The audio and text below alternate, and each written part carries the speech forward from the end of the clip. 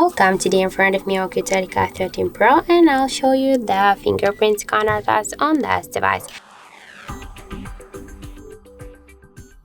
So I just set up my fingerprint here to the scanner of our device, and now I'll make a couple of tries to unlock the device with my fingerprint, and we'll see how fast this feature is and does it works. So let's start.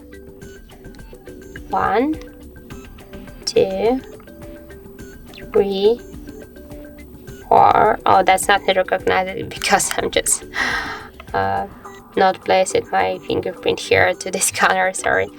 So we can see that the fingerprint scanner works here so fast. I just simply touch the scanner just by this way, and so we can see that the fingerprint unlock method looks correct.